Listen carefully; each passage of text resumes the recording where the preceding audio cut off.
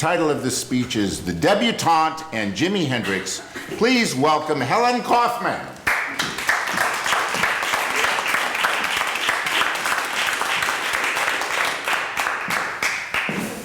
This is not something I tell many people, but I was once a debutante. Back in 1970, I was invited, along with 150 other 19-year-olds, to make my bow to North Carolina society at the Terpsichorean Debutante Ball. That meant a summer filled with parties at fancy country clubs throughout the state. I'd meet lots of cute guys, and coolest of all, I'd get to dress up in a long white gown for the culminating ball in September. But after a few weeks of parties, I realized that being a debutante wasn't as much fun as I thought it would be. Socializing with the same people again and again became boring. If you've seen one country club, you've seen them all. And there was an air of entitlement among the state's elite that somehow rubbed me wrong. Then at the beginning of July, my friend Gail, a fellow debutante, invited me to go with her to the Atlanta Pop Festival over the 4th of July weekend. She said it would be a southern version of Woodstock, and that we'd be getting a ride with a friend of hers from a prominent agricultural family. What she didn't tell me was that her friend had his own agricultural enterprise, growing pot, and that my date for the weekend would be his New York City dealer. When the boys pulled up to our dorm in a rusty VW van, I noticed that Gail's friend looked like any other frat boy on campus. But his buddy, the dealer, was a stereotypical hippie.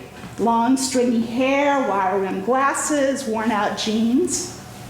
Now, to be fair, I was pretty stereotypical too, with my Mary Tyler Moore flip, tucked-in villager blouse, and matching papagallos. But he was too stoned to notice, and he stayed that way throughout the whole weekend. It was a long drive from Chapel Hill to the festival, which was in a soybean field next to the Byron Raceway. After parking the van, the boys went to get tickets and returned with press passes that they said they'd found. Now, this was a good thing because with temperatures approaching 100, the press tent provided shelter from the blazing Georgia sun. As the Allman Brothers kicked off the festival, we walked around the grounds, and I was overwhelmed by the positive energy and sense of community among the mishmash of concert goers. There were clean-cut college students, hippies, motorcycle gangs, and farm kids, all there for 3 days of peace, love, and amazing music. Drugs were everywhere. And when a perfect stranger offered me a hit from his joint, I thought to myself, this is so much cooler than debutante parties. The following day, after a night of little sleep and music from Procol Harum, B.B. King, and John Sebastian, the sense of community was even stronger than before. But with nearly 500,000 people now gathered, the detritus of humanity was becoming obvious. Trash everywhere, porta potties overflowing.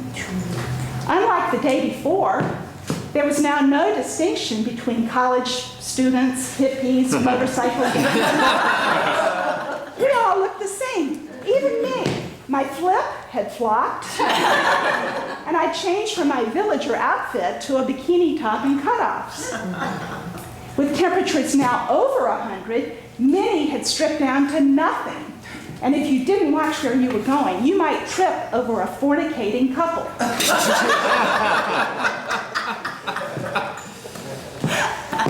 Fortunately, I could seek shelter in the press tent, and that's where I was early that evening, when who should walk in but Jimi Hendrix. He sat down in a chair about 10 feet from me for an interview with Rolling Stone. Now, I'd never been much of a Jimi Hendrix fan, but after that close encounter, I made sure to see his performance later that night. And what a performance it was. Wearing a neon tie-dye shirt with flowing sleeves, he wowed us with his virtuoso guitar playing and gut-wrenching lyrics. The soybean field became an electric church with Hendrix, the high priest, and the audience, his rapt congregation. Purple haze all in my brain. Lightning things, they don't seem the same. As I watched and listened, I thought about what I'd be returning to in North Carolina, and the whole debutante world seemed so shallow and small.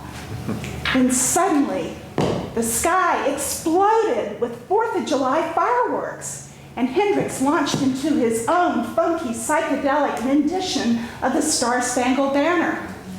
It was an unforgettable performance, and it was his last in the United States.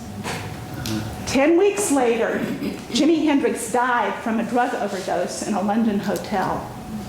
And I reluctantly made my debut at the Terpsichorean Ball. After my experience in Atlanta, I knew I didn't want to follow the path expected of debutantes, which was to join a sorority, marry a well-connected frat boy, and be active on the social scene. But at the same time, I wasn't really comfortable in the counterculture world with all the drugs, free sex, and anti-establishment rhetoric. As a somewhat naive 19-year-old, I thought those were my only options, counterculture or society. And because I couldn't fully embrace either, I felt like a misfit. But now, as a much older and wiser misfit, I have to say that not fully embracing either was one of the best decisions I ever made.